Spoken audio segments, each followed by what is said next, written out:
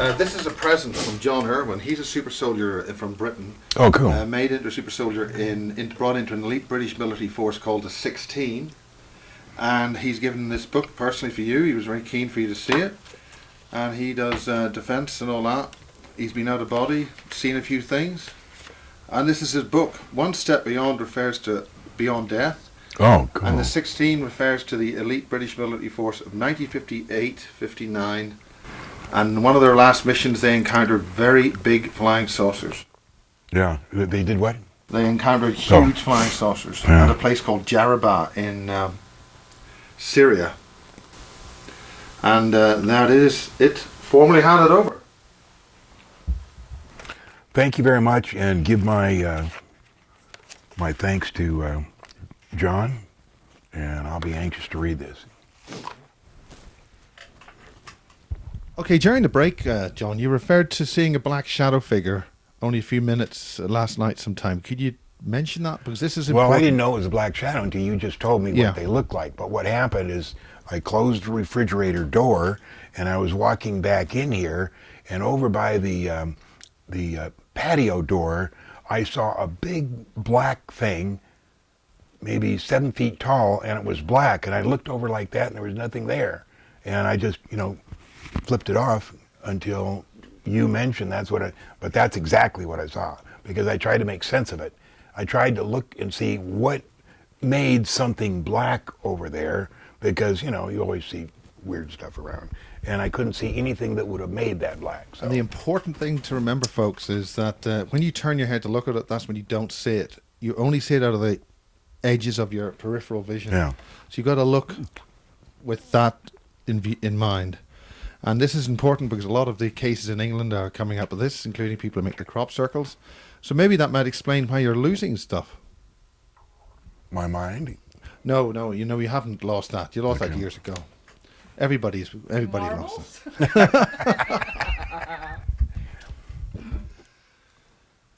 We finished part one talking about aliens and stuff. What about the Bob Lazar wonderful years with George Knapp on those times? That was good fun. Tell us about that. That was a lot of fun. Well, it all started when I gave a lecture in the early part of 1988 at the Spring Valley Library, and it created such a hoopla here in Las Vegas. People were calling me, writing me. It was driving Marilee nuts. She had never seen anything like this before. And the people were ringing the phone off the hook. But it ended up she changed our phone numbers and took all my files and hid them and told me that I couldn't do that anymore. So this guy calls up, his name's Gene Huff, and he says,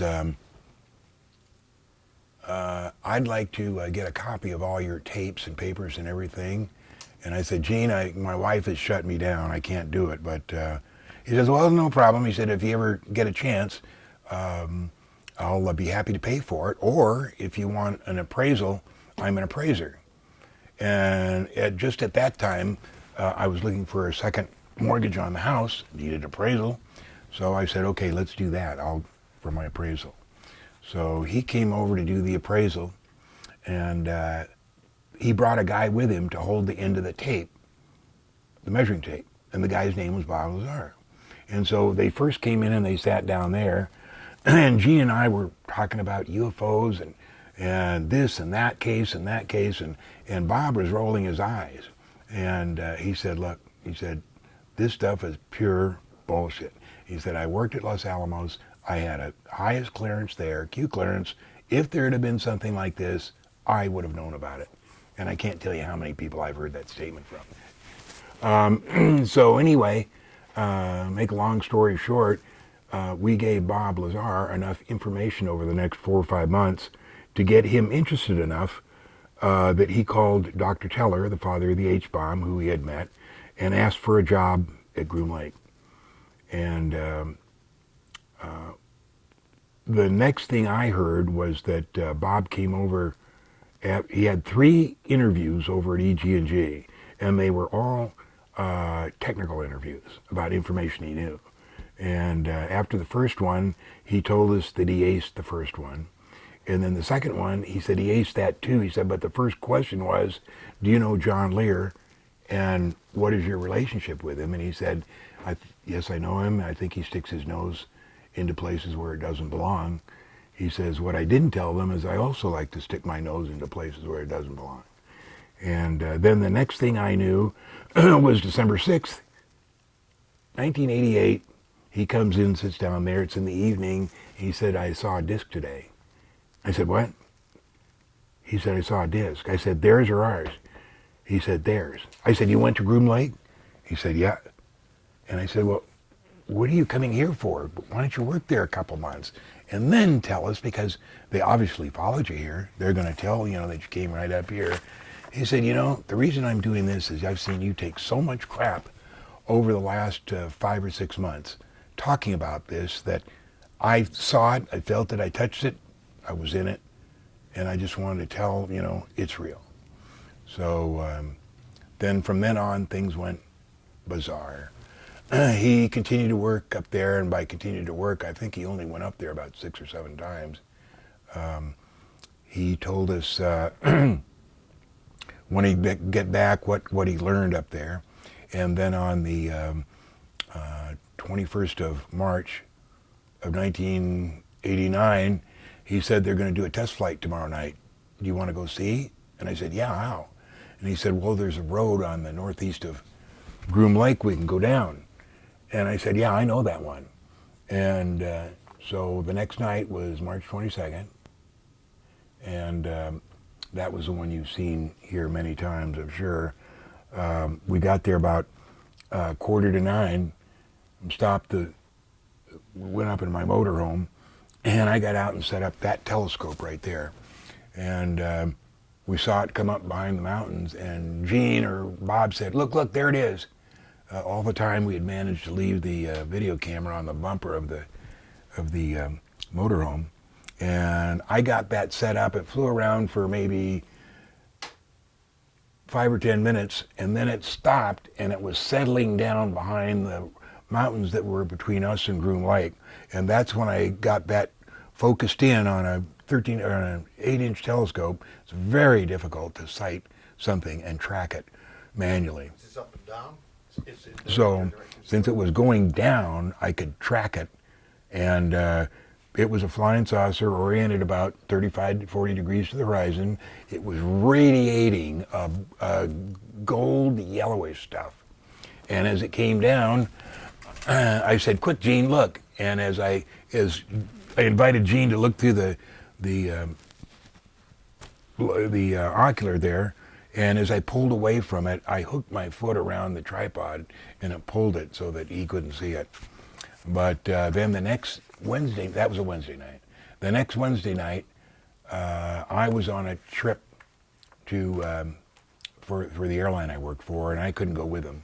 And then the next one was the April 6th of 1989, and there was me, Bob, Gene, and Bob's wife and her sister. And we rented a car, we had a Geiger counter, all kinds of stuff in the back, and we trying to get there about 9 o'clock, and we head down that dirt road, and we got almost to where we wanted to be, and we saw 2 sets of headlights in front of us coming towards us. So we didn't want any confrontation. Bob didn't want any confrontation. So we turned around and headed for the highway. And when it became apparent that we wouldn't be able to get to the highway before they stopped us, we just pulled over. Bob jumped out into the desert, took his 9mm gun with him, and I jumped out, started setting up the telescope. And as they skidded to a halt, I went over to their vehicle. I put my hands on it and says, "You guys aren't dopers, are you? We're afraid that we ran into some kind of a dope deal." And they said, "No, we're not dopers. We need to see your driver's license and social security number." So we were there for about 45 minutes while they relayed this information. And then at the end they said, "We can't kick you out of here because this is government BLM land, but we can make it awful uncomfortable for you if you stay. So we just appreciate it if you leave." So they left, or we thought they left. because they turned around, got in the car, and headed that way. Bob waited about 15 minutes, came out from the desert.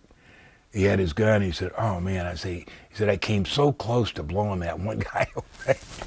And all the time, see, while we're talking to him, we didn't know that they just got about 100 meters down the road, turned around, and were filming us in infrared, and also they had a parabolic microphone, and they were listening to everything we said. But about 15 minutes later, we decided to leave. We all got in the car. We go up, and as we hit the highway, the paved highway, there was the Lincoln County Sheriff with his siren and everything, pull over, hands up, all that stuff.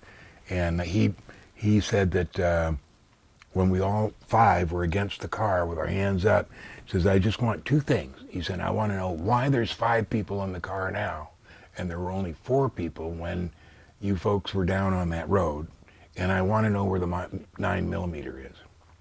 And so, to make a long story short, we put him off for about it. What? Tell us a long story. Well, I just told it so many times. It takes forever. Not in high definition. There was one. He kept asking us. He said, "I can get down a search warrant and get back here and get into your trunk. I want in now." And we wouldn't let him in. So at the very end of the hour, he said, "Well, look," he said, "I don't know why I'm being told this, but I'm to tell you to leave and not come back." And so that's when we left. And we drove back to Vegas, and we talked about how we were going to handle the story if anybody asked us. Bob was a little worried because he had to go to work the next day, and his name had come up there went with the officers, and when the officers stopped us. So the next morning he gets a call from his boss, Dennis Mariana, and said, "Bob, don't go to the airplane today. I'm going to pick you up." And he picked him up at his house down there in West Las Vegas, drove him up to Indian Springs, which is the where Creech Air Force Base, and is the center of all the intelligence of the test site, intelligence operations. And they took him out of the car with a gun in his ear and said, "Bob, when we gave you this clearance, it didn't mean you were supposed to take up all your friends and tell them about the flying saucers." And he said, the guy said, "Now, do you want to work with us or not? Because we don't want you telling everybody about this stuff." So he was non-committal, and the reason he was non-committal was because the last 2 trips he made up to Groom Lake, he could remember getting on the 737 out there at McCarran and getting off it. But he couldn't remember anything in between. He couldn't remember his work, couldn't remember what he did, none of that. And he didn't want to work under those circumstances. So in addition to the fact that they had tapped his phone and they knew that his wife was diddling around with her flight instructor, they told him, we can't have you working right now until you get your family life settled. And so then there was that period from when they agreed to part. He agreed not to go back. Was just like a week after we were caught at the test site, and then his tire got shot out on his car, and he stayed over here that night. And I remember he said, "I'm going to turn myself in." I said, "To who?" So I got him settled down, and he stayed that night, and then. At the time, coincidentally, I was doing On the Record with George Knapp. And the next Sunday, I was going to do a show with George. So I talked about this incident. What did I talk about? I forget. But anyway, it lit Las Vegas on fire. And from then on, it was... How many of those shows did you do? Two. One Yeah. on your own, and then one with... Both with George Knapp. And It might have been 3. I think you did one with the guy who got shot dead years ago, Bill Cooper. Did you do one with? Yeah, Bill? but not for George UFO Knapp. researcher John Lear. Not for John, Channel you 8. say you- Okay. this document Well, I'm just was talking about the ones I together did for for- George Knapp. Yeah. I did several for Bill Cooper. The one Bill Cooper and I did for the people in Las Vegas or in Salt Lake City, when I forget that program that it was. That's the one where he told him about seeing the stuff in the Navy about The Let's see, huge what did stuff you do? coming out of the sea. Tell you right before Yeah, you that- describe what they We are, we're have going to those take in a short break. Southwest Ireland. He told him about the krill. Oh, told him about the krill papers and the Excalibur papers. Now, the Excalibur papers were something that Bob had written a couple months before, when we had told him about a new weapon that they were developing at Los Alamos. And the Excalibur was a bomb that would hit the ground and go 1,000 feet deep and explode something 1,000 feet deep and explode it. And that was Excalibur. And then the krill papers, John Grace and I had written and put them out as a kind of a place of where we were at now, how much we knew, but in the form of a question and answer with an alien. And But the krill- Bill, the krill papers, Krill. So in this interview for this thing, Bill Cooper had said that he'd seen those both in the Navy. So I took him into the living room. I said, "What are you talking about?" I said, "Those are, Bob wrote that a couple of months ago, and the krill papers John Grace wrote."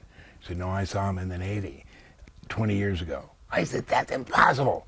So anyway, we came back and we finished that, and that's when I started to break apart Bill, because I didn't know what he was talking about, these stories. He was making it up, And after that, we called it UFO disease. And UFO disease is a disease you get after you've told everything you know that people were dying to hear. They want to hear more, so you don't have any more, so you start making it up. And Yeah, UFO that's a very disease. big problem.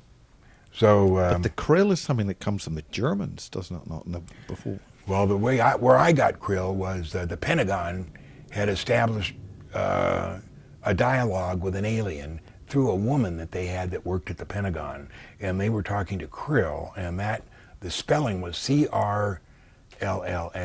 And I told John Grace about it, and he said, "Who can we have write the krill papers, what can we give this name to?" And I said, "Why don't we use krill, but we'll just use a K." And so that's how we came up with the krill papers. What's this dialogue with an alien then? The Pentagon, yeah, 1950, 57, 58. It's in those books. I think it's in Stanford's book. Now, for reference, the book that you've just been given from John Irwin, he was, since I've just interviewed him about 2 weeks ago, the British officer who brought him into that organization called the 16 appears now to have been an alien. Really? And that's working within the British military in 1957, that period. So, anything more about aliens, the Pentagon, stuff like that? Without getting UFO disease? Pardon? Without getting UFO disease? Just, my dad was, in 1952, on this spreadsheet we've got, he was the primary contractor for anti-gravity for the Department of Defense. His company was Lear Incorporated. And I never knew about it until I started researching this. So his company, Lair Incorporated, was heavily involved. And on the internet, if every once in a while, this 3-minute tape shows up showing my father giving a lecture, and there's a board there, and he's got drawn a flying saucer, and he's making little comments. My mom is standing next to him, and he's giving a lecture to a bunch of scientists. And then the rest of the videotape, the film, shows the people working on balsa wood and real thin paper all through this laboratory. And then the film finishes with showing the outside, and it says the Bonson Institute. And Bonson was, of course, involved in all the anti-gravity stuff. Now, what do you mean by "of course"? Let's talk to people who don't know about the of course bit. Explain that. Oh, Bonson, just his name comes up, you know, time after time after time when we're talking about UFOs. The German flying saucer technology. Prague, World War II, the German saucers. Yeah. I think they had real ET technology. The stuff I'm talking about is just stuff we made for us, the anti-gravity stuff. That's not near it's not near the sophistication of the alien stuff. How do you know that though? How do you feel That's about just an opinion. It's just an opinion, okay. Well, I wonder, Bob Lazar, when he said that he forgot what happened from he left the highway and came into his work, and then what happened from there on till he came back to the highway again. What did he himself think it was? What caused this? How What are we was it talking done? about? You just told us about the problems he ran, Bob Lazar had at work, because he had talked to you and showed too much to his friends about what was happening up in this lake. And then He was getting in trouble for taking us to watch the saucer on Wednesday night. Yes, and then he decided it was too difficult to have this job because he could not remember what had happened while at work. Oh, yeah. So what did he think? What kind of technology did he feel that they... Same job. His job was to reverse engineer the propulsion. When he went up there, they gave him a list of all the possible things that he could work on. You know, the technology of construction, the aliens themselves, you know, all a list of different things. And he wanted to work on the propulsion, which is that right there. Now that is the main propulsion for all the saucers they had up there. It's a very sophisticated antimatter reactor. It has a piece of element 115 in there. And what they did was shoot protons into the tip of a sliver of 115, which would bump it up to 116. 115 is stable, 116 is unstable. So when the proton plugs in to the 115, makes it 116, it instantly decays back to 115. And what it radiates or throws off is antimatter and the ability to access the gravity A wave. Now the antimatter they mix with matter in this little teeny cup to create heat, which through a thermionic generator creates positive voltage, and they use that to power the craft. But when the 116 decays to 115, they can actually pull out the gravity wave, the A wave, access it, amplify it, and send it out into space to pull onto space and pull that space towards them, wrap it around the ship, turn it off, and they're instantaneously 100,000 miles away. So it's a dimensional distort, it's a controllable dimensional distort device. You could call it that. And this thing can recycle every 12 milliseconds. So every 12 milliseconds, they can make a hop, which is 100,000 miles or however far the one beam, the one beam can make it. If you want to pull that piece, cardboard right there. Okay, this is 3 different drawings here. This one over here shows the gravity A wave being wrapped around the saucer, and the 3 gravity amplifiers, A, B, and C, are focused that way into infinity, and they're pulling a portion of space hundreds of thousands of miles away and wrapping it around this saucer here. And here, a saucer, this is how the combined wavefront, there's 3 gravity amplifiers here, and this amplifier is pointed out this way, this one is pointed out this way, and B is pointed down. And that keeps it up against the piece of mass that's right there.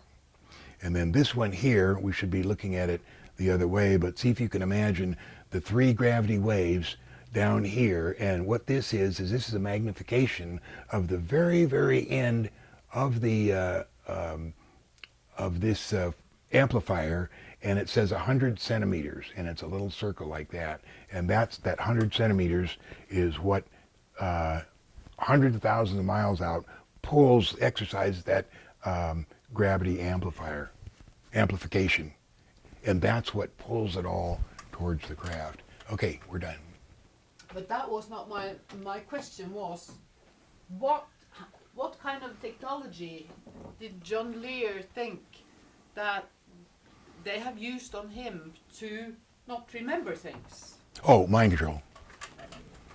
Mind control. They have a very... Can you control how you discuss this? How? Mind control was very thoroughly researched by the Nazis. The Nazis came over to the U.S. In 1948-49, took over just about everything, and then even improved even more the mind control that they did. Now, this thing that we're talking about, Bob, happened in 1988. The mind control was so advanced that in 1969, we could make the entire astronaut corps think they'd been to the moon when they hadn't been any farther than low Earth orbit. So there's amazing things they can do with it. John, you mentioned when Bob did his last couple of flights, he came back without any memories. Right. And he just felt uncomfortable, and that was why he left the program. Well, Or they gave him the choice after they caught him of eventually coming back after he resolved his personal thing. And he told me the reason I wouldn't go back is because the last 2 flights I couldn't remember what I did, and I don't want to work under those circumstances. so Anna is asking about what that problem is, and we're now on the topic of mind control. Is that right? Okay. And the mind control was developed by the Nazis even before they came over to the United States in 1948 through 1950, Project Paperclip. And it even developed to the point where in 1969 they were able to convince the 6 Apollo crews that allegedly went to the moon that they went to the moon. They really believe it. People that I talk to that know that the Apollo program was a hoax and say that they know, they've talked with the astronauts themselves and said, look, there's some people that are saying it's a hoax. No, it's not a hoax. I went up there. I did everything. And the mind control is so sophisticated that they can make them believe that. Now, 20 years later, here's Bob Lazar not being able to remember what he did at work. And I'm saying that what I knew about it was the fact that in the 70s, the trouble they were having with the people that worked up at the test site was that when they came back to Las Vegas to their families, they were always bothered by this nagging thing that there's something they did that they should know about that they just can't quite remember, and it was screwing up their lives. Whereas apparently they had it refined to the point when Bob went up there that not only couldn't they remember, but they didn't even remember that they couldn't remember. And so it wasn't bothering them when they came home. And that was the advance in the mind control. So Apollo didn't go there. Absolutely not. Absolutely. Anybody that says So Apollo what did went go there, and did anything go there? And are we actually there? And if we're not there, who is there? The moon was made in Jupiter about 20 billion years ago. It came to Earth between 15 and 20,000 years ago. This time, whether it came before or not, I don't know. But this time, it came 15 to 20,000 years ago. How do you know that? Sleeper told me. Explain. Sleeper is Lou Baldwin, who was the guy that posted the stuff on ATS. He's the guy that I think has real information. ATS is a company website? Above Top Secret is the people that had the largest forum in the United States as far as information on the internet. You know what I'm talking about? Okay. And I was their chief, I think they called it chief conspiracy theorist. and then I got kicked out of there. John, are you saying that you have been a conspiracy theorist? I call it reality, but other people call it conspiracy. So I was their chief conspiracy theorist, and we came to a disagreement in I believe it was 2006, and then I've since been to a couple other forums, and now I'm at Godlike Productions, and all I do is just say, I'm John Lear, ask me a question or something like that, or I am the real John Lear, ask me a question. And so that's where I get the questions from. Now, you asked, who did I get that information from? I got it from Sleeper. But as far as, and it depends on which information, the Apollo hoax is so all-encompassing. So many people have so much to say about that to contribute to the hoax. I mean, there's no possibility that it could be real. I mean, now there's so many people that have found out things about the moon that would make it impossible for the Apollo mission to have gone there. For instance, the fact that it's not 1/6 gravity, it's 70% of Earth's gravity. This means it can hold an atmosphere. This means that people live there. The population of the moon is, based on my estimate, is between 1.5 and 2 billion people. And they're people just like us, but more advanced sociologically and technologically. So call that point one. Let's give us the top 6 points about this whole thing. What's the top 6 points? About the moon hoax, the Apollo hoax, Oh, and the moon problem. the fact that they only had 22,000 pounds of fuel in the lunar module, and the fact that with What does that mean? 22,000 pounds of fuel. they had 22,000 pounds of fuel to deorbit from the 60-mile orbit that they were placed in around the moon, to come down, land, then take off, reacquire an orbit at 60 miles with 70% gravity of Earth, and then hook up with the command module with 22,000 pounds. It just can't happen. There's not that much fuel. All of the stuff was based on the moon having 1/6 gravity, and we all know that Neil Armstrong and both Neil and Buzz have said that they landed with 45 seconds of fuel. So that means they used all the fuel. So since then, since 1969, we have found out, number one, with the CERN announcement 2 weeks ago, having tried to find out the little bosons. They can't find those, but they did find out the neutrinos can travel faster than the speed of light. Now, the other things that can travel faster than the speed of light are anti-mesons, the Cherenkov effect. The Cherenkov effect is the effect of when radiation contacts air, it turns blue. And superluminols. Superluminols are the things way out in space that travel from one place to another faster than the speed of light. So this is 4 things we have traveling faster than the speed of light, which completely blows Einstein's theories, both general and special, out of the water. And with it, it takes Newton's second law. And Newton's second law has to do with the density and quantity of matter. And there is no basis for Newton's assumption that the gravitational force of anything is due and is proportional to the quantity and density of matter or inert matter. So that blows everything that the NASA's did as far as computing the gravity of planets, everything, including the moon. And so now that is the end of all discussion about Apollo, because there's no possible way they could have gone. Now, let's see, I don't think I can call up right away.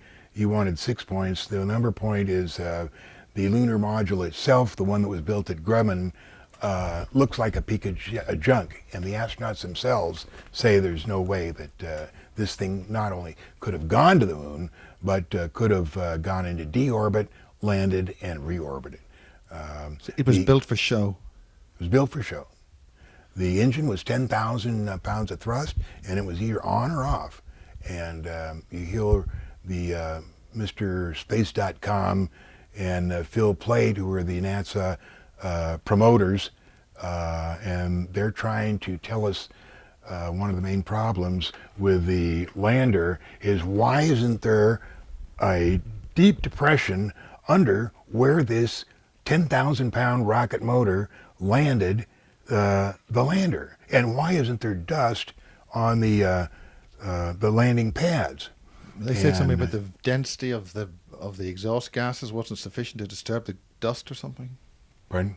The rocket density, the gas density leaving the rocket nozzle wasn't big enough to disturb the particles. They say that the reason that there's no dust there is that because it came in an angle like this, and when it got right over the spot, it just turned up and landed like that. But that's ridiculous. It didn't happen like that. And Armstrong's the one that says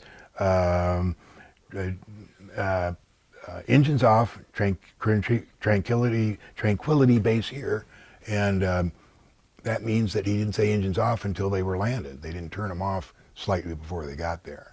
So that knocks Phil Plates and the Space.com idiot out of the water with why there's no dust on the pads and why there isn't a depression right under the nozzle of the 10,000 pound rocket. So who Okay. came up with the atmosphere on the moon, the latest calculations? I've been pushing the atmosphere for 5 or 6 years.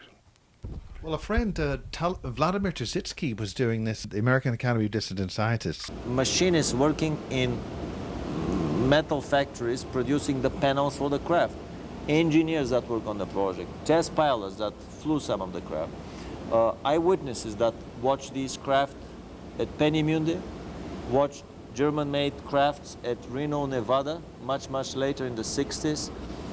We found, and I persuaded for these guys to give an interview, the secret society members of Vienna, the Thule Society. What was his name? Vladimir Tzitsky. Okay. He used to do some stuff here with Al Balik in some of the early conferences. Yeah, that's possible. And another person was... And that's why all the photographs are black and white, because there were subtle colors on the lunar surface. yeah. And the same thing with Virsoff, Strange World of the Moon. V.A. Virsoff talked about it in his book about the colors and the atmosphere on the moon. And the first one to talk about people living on the moon was the famous Danish mathematician Hansen. And in 1856, he made a presentation to the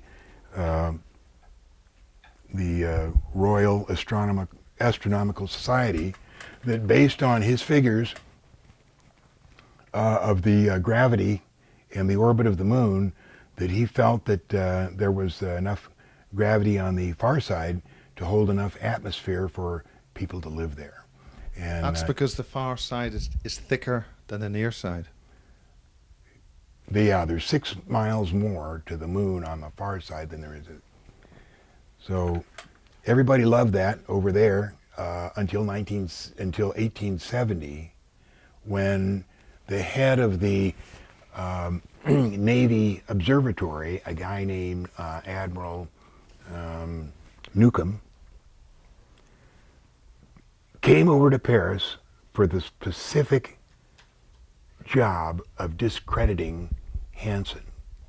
And the reason was because the Navy didn't want anybody thinking there was anything up on the moon other than old rocks and gray material, when in fact they knew exactly what was up there, which is a civilization, and so on and so on. Does that civilization live underground?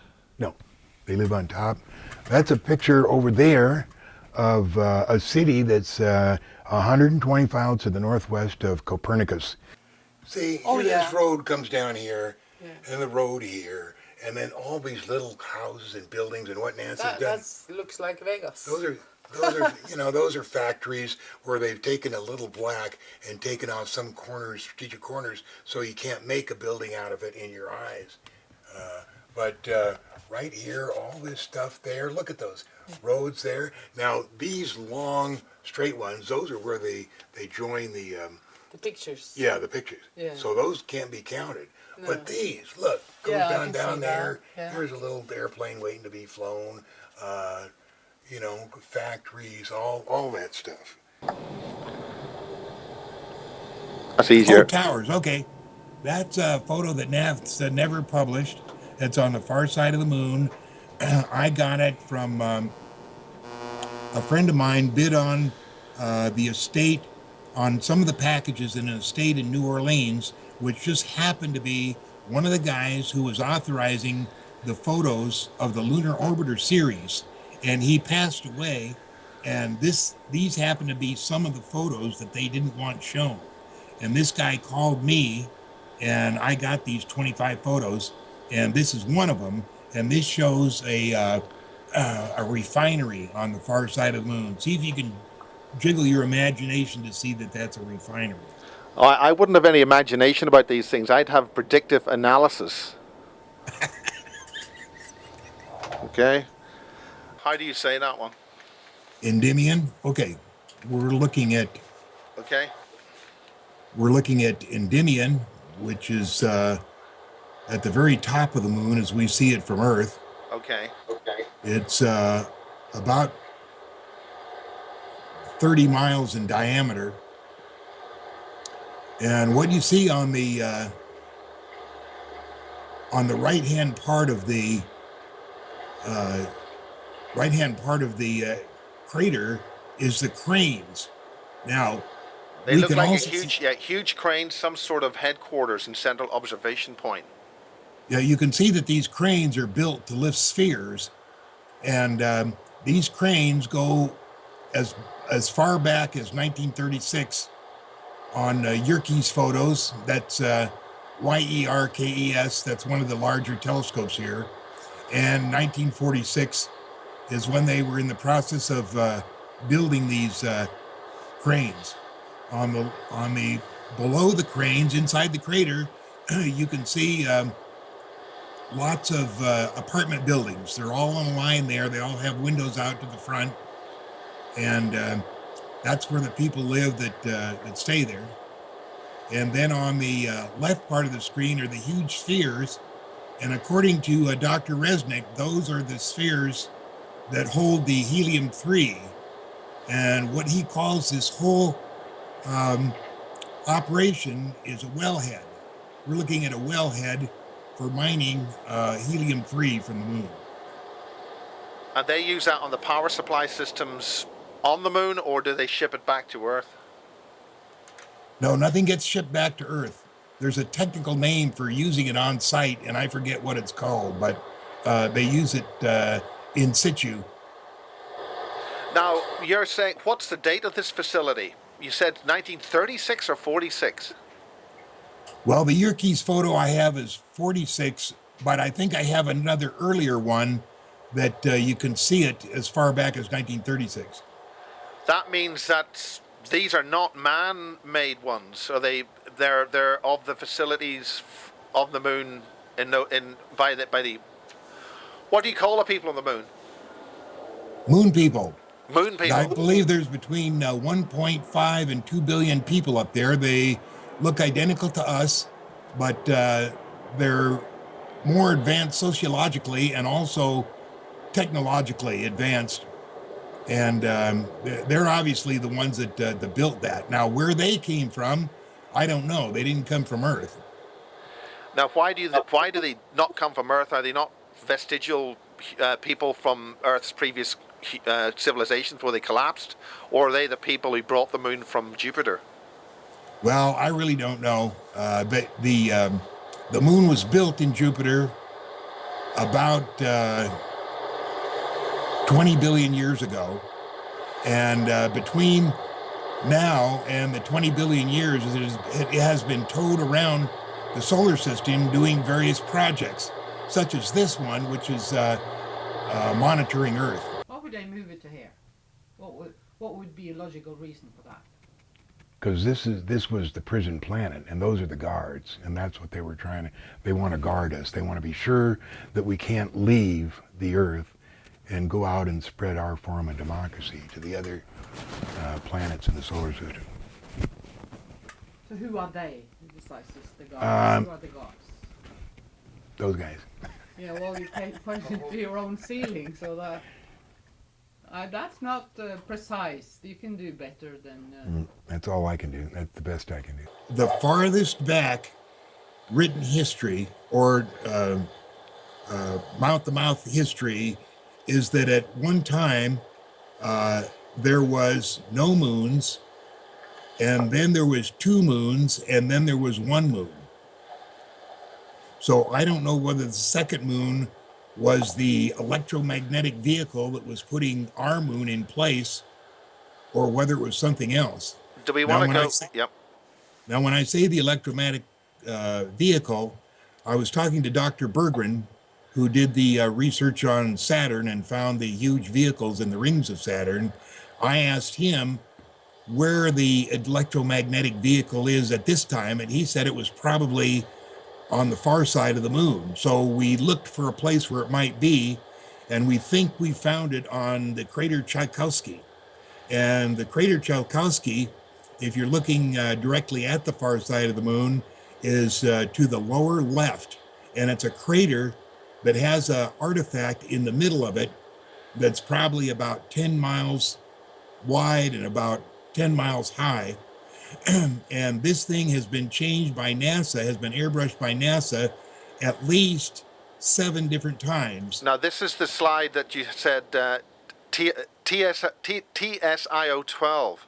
That's correct. That's the one that shows the 7 different versions, because NASA is so afraid that we might find out what it is that it keeps putting in an object that might be more believable than the first one they put in. So they're actually actively changing their mind on things, but not Actively, yes. Yes. Actively, yes. So this, to be precise, is 1, 2, 3, 4, 5, 6, 7. What is that feature? What exactly is it? We think that's the electromagnetic vehicle, or EMV, that towed the moon into place, into orbit around the moon, and set it so that it revolves once every month or every 30 days. And what that does is that keeps the near side visible to the Earth at all times, but no other part of the moon. Yet the far side of the moon's got a much thicker crust. Surely that moon should be wobbling like blazes if one half is heavier than the other half. You would think so.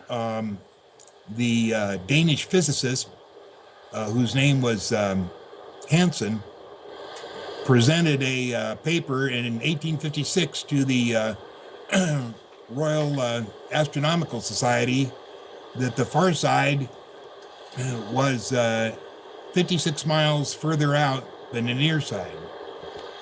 That's a long way. That's a big difference. And then Dr. Resnick, who was on Coast to Coast with me the other night, said it was 72 miles. He said because that's where we landed, because there was less gravity at 72 miles than at 56 miles. Now, whether he's accurate or not, I don't know. What he implies is that we're actively going to the moon, but I've yet to be convinced of that. Talk about the rings of Saturn. Yeah, the rings of Saturn were, the book is up there, was a book written by a friend of mine, Norm Berggren, and I visited him several times. I failed to get to his 90th birthday, which was held at Stanford University last summer. But after he retired from a successful career as an engineer and scientist for some of the major companies, including Lockheed, he retired in 1983, and he got interested in the Voyager pictures of Saturn's rings. And he spent the rest of his life getting the best pictures he could and showing what we believe to be huge ships in the rings of, sitting in the rings of Saturn. You're referring to the ring makers of Saturn? ring makers of Saturn. Let's- The ships in the rings of Saturn that he showed us were 30,000 miles long and 1,800 miles in diameter. Now we're talking about a fairly large rocket ship when we talk about 30,000 miles long. But anyway, it's there. He shows them. He shows the 4-color pictures. He's still living in Los Altos Hills in San Francisco. I haven't seen him for a couple of years, but I do keep in touch. He was most interested, changed his interest to Saturn's, I forget. It's the one that's all white. Anyway, that's been his interest in... Or claim that they landed on the moon. And how's this fiction maintained? Nobody's paying any attention.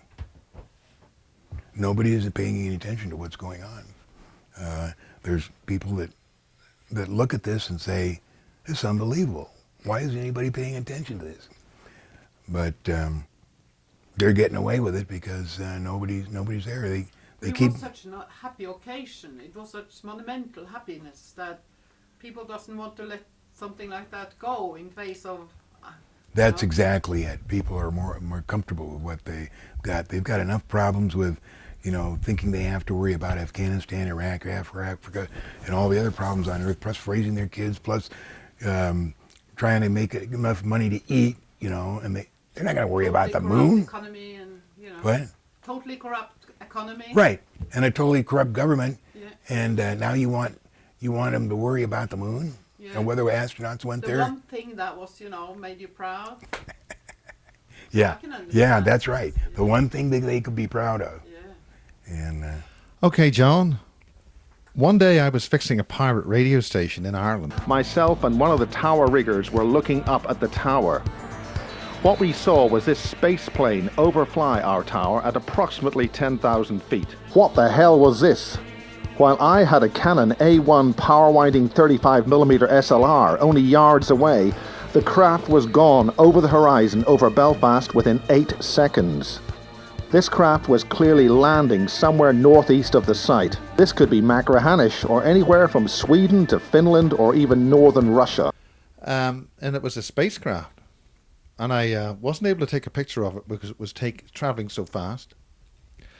And this brings us onto the secret space program. So let's talk about the secret space program. Okay, the secret space program actually started with the Nazis taking over NASA and putting all their people in at the top level. And about the time they were putting the secret space program together, which is to put satellites, weaponized satellites around the Earth to take control of the Earth, and to further Hitler's scheme, who was still alive then. He died in 1969 and headed this program up until then. Now this is very important because I've done an interview with Dr. Carol Rosen, who was Werner von Braun's personal spokesperson. Right. And she's pushing a campaign to prevent the weaponization of space. I've also interviewed certain individuals who are saying that yes, it's weaponized already, and there are bases on the moon and Mars, but how much of this is puff and blow, we don't know. So let's get to the detail. Okay, I don't think there's any weapons on the moon and Mars, but I think that there's 24 orbiting weaponized satellites run by the Navy, SPAWAR, S-P-A-W-A-R. If you type it in, they'll see who runs it.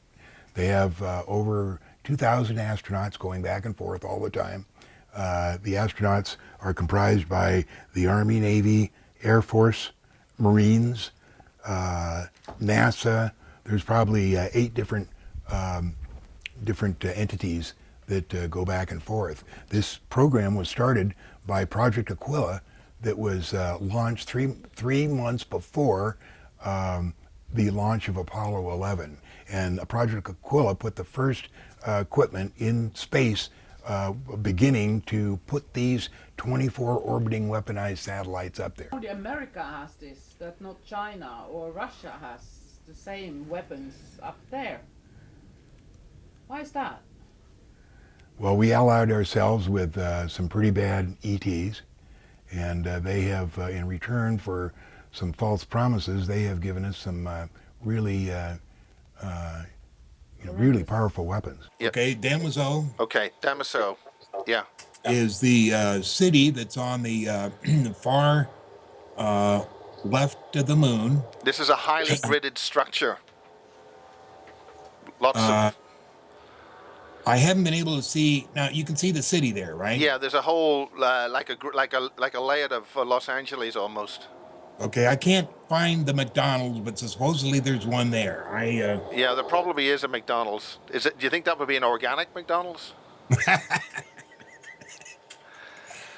NASA says that they didn't take any color, and the original positives were 20 by 24, and the positives that I've been able to get from NASA are 16 by 20.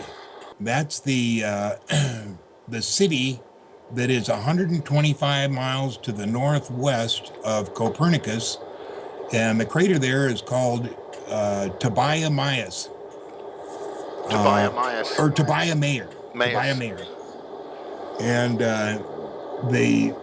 the main photo, the 16 by 20, includes much more than I showed. All I showed was the part that shows part of the city where you can see a diagonal road going from the top or the From around about maybe 7 o'clock up till maybe 2 o'clock or 1 o'clock. right, that's correct. That's one of the roads, and you can see the if you have a good imagination like I do, houses and trees and stuff like that. Are those apple trees or vine trees? Pear trees. Pear they trees. don't grow apples on the moon. Aristarchus is on the far left side of the moon at about 10 o'clock, and it has traditionally been whited out by any NASA or any other photo that you've ever seen, and the reason is because it's very clearly a structure of some sort that radiates the color blue. Now, we know that the Cherenkov effect radiates the color blue when radiation comes in contact with regular air. So one of the scientists at Lawrence Livermore Laboratories came down and looked at our photo at San Jose when it was on display, and he said that's the Cherenkov effect. So he would certainly know more about it than us. So that means Now, there's a substantially radioactive source. Right, 23 miles in diameter, and you can see the structure there that whatever they're producing, if it is power, then it would be producing power for the entire moon, that it's so big. That's But venting. That's a vent. It's actually a reactor. Now, it could be a vent, but it seems like the whole structure is a reactor. City of Batavius B. Oh, Batavius B. Yeah. Okay, Batavius B is on the near side of the moon. To the right side, as we look at it from Earth, it's the brightest object that we can see, and it looks like a city to me. You can see the background, the main part of the city, and then you can see two what appear to be extensions, or they're far too big to be a road, but They look like supporting struts of some kind, or riddles, Pardon? and they look like ridges. Right. They come down to the right and the left, and the one on the left even makes another angle. Yes, it does. It turns right angles. Right. That well-known natural angle. Okay, this is the one that shows the terminal on the far side, and there's a better picture that I'll send you I'll send you the website where to get it, where it's outlined in much greater detail. But this is one of the terminals, and you can see the three gates, 120 degrees from each other. Yeah. And then you can see the walkway